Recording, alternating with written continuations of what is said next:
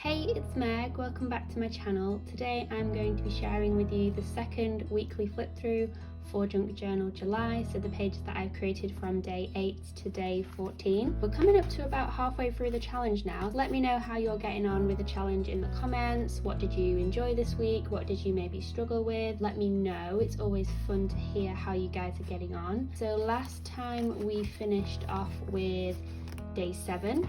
So day 8 was Wanderlust. I used some old map paper as my background and then included a quote sort of collaged in the center, and I just decided to do half of this page, partially because I didn't really have the time or the ideas to do a full page, but also because I realized I didn't count how many pages this journal has. So I'm gonna do a few double spreads throughout this, so hopefully I don't run out of pages. The good thing is with this accordion journal is that if you do find yourself running out of pages, you could just flip to the end, chop this off and add another page within your journal.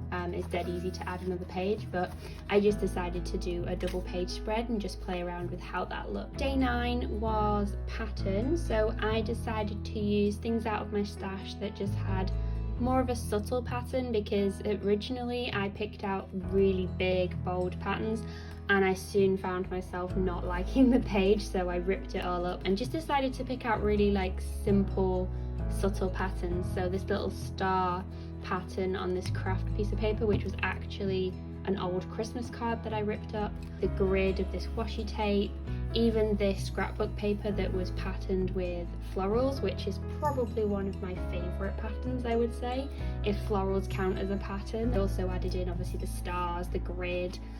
My page already had this kind of to-do list pattern, so I kind of leaned into that as well and just added a few little bits. So I really enjoy how this page came together, and it was interesting to work on it sort of in 2 days, in 2 little bursts. Day 10 was probably one of my favorite prompts to work from, and it was trash to treasure, which is kind of the whole concept of junk journaling anyway. I think is in an essence is, you know, taking trash and making treasure from it, but that was the prompt. So I raided some like things from the post that had come, so like stamps and stickers. I used like old packaging and just different things around my desk as well that were kind of trash from other projects that I would have otherwise thrown away. But yeah, I lent into the whole things coming in the post that obviously you wouldn't really use the do not bend sticker, but I used it in my collage and used it to kind of frame the date stamp here. So I also want to come back and add some writing into this page,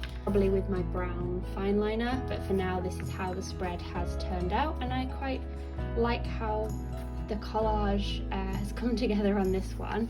My pages for this week aren't as cohesive as my pages for last week, but I'm trying different things. So I think it still kind of tells a story, but they're not as cohesive as the ones from last week. Really did enjoy this style, but I was still taking what I had learned from that and was using, you know, the coffee and things like that. It's all a learning process, and I think a challenge like this is really great for testing new things, trying new things out, especially when prompts come along and you think, oh, I don't know what I'm gonna do for that, or that's something that's completely out of my comfort zone. Then this is a space to try new things. So day 11 was favorite supply, and it's probably no surprise that my favorite supply is washi tape. So I decided to incorporate washi tape in different ways throughout my page, whether it was taping in this lovely picture of flowers or doing a little bit of a like scrap collage with them, just using different patterns, because often I find that I will collect washi tapes and then not actually use all the different patterns. So creating little clusters like this of like your favorite washis is a really great way to use different patterns, and I really love how this page turned out. I really lent into the pink that was in this image, and I think it turned out really nicely actually. Day 12, there we go. Day 12 was in the garden, and this day was so miserable and rainy, just a classic British summer, so I couldn't actually get out into the garden. I decided to bring the gardening into my journal. So I have this 1915 book that I've had for a few years now that's called Amateur Gardening, falling apart, so I don't feel too bad cutting it up, and I just thought it was absolutely perfect for this page, and I created just a bit of a spot here for journaling with a fussy cut flower, and then on this side just did some collaging with different papers that I had. And I want to print out a picture of some houseplants just to go here, because I'm not really a massive outdoor gardening person, but I do have houseplants, so I need to print out a picture just to go here to complete this page and fill in my journaling. So before we get on to the next page, I just want to say with this accordion style journal, I really enjoy how you can view different pages next to each other. So I can see here my day 13 with my day 11, or if I wanted to, I could view it maybe with a few journal pages back. So maybe if I wanted to look at how this page looks against this page. It's just a really fun way to see how your journal has progressed and how you can see different themes throughout. It's obviously something you can't do with a standard journal, so I really enjoy that. Or you could even see, you know, like the 2 pages together. It's just a really fun way of seeing how your journal is like one cohesive thread almost. And I'm really looking forward to working on the back of this, because we are almost at the end of the front of this journal.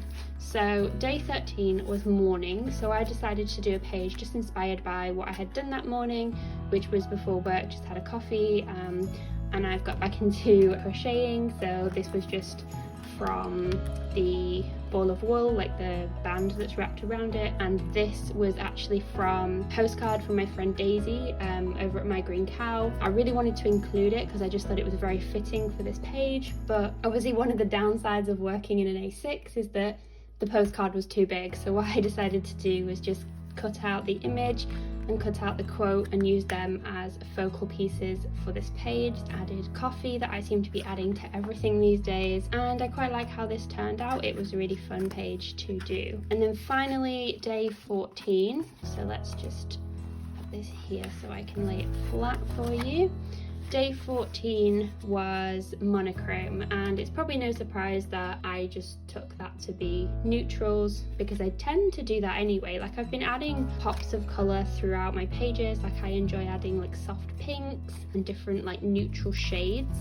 There's some blue and red in this page, but yeah, so I've been adding like pops of colour, but I'm not like massive on colour. I have obviously green with any like florals as well. I'm not the most colourful person in the world, so I really enjoyed this prompt, and I just decided to keep it neutral and just did a collage cluster in the corner here. I might come and do some writing here, but I'm not sure. That was the intention, was that I was creating a journal spot just with this tea-dyed paper. I think it's for using, you know, when you're doing your practicing your handwriting and you've got the different lines. I really love this paper, but I actually quite like how it looks without any writing, so I might not actually come back and add writing to this, but I just really enjoyed focusing on one corner of my page, building up a collage, adding little details with my white pen. I accidentally stamped, I don't know if you can even see that if it's picking up, I'd accidentally stamped really faint, so I just decided to use this in my journal anyway, because it was kind of like a misstamp almost, but it was really delicate and I really love how that looks. So those are my pages for week 2. I'd love to know how you're getting on with the challenge. I've been loving seeing everyone's pictures in the hashtag, so I hope you have a wonderful rest of your day, and I will see you guys next week for a flip through of week 3. Bye guys!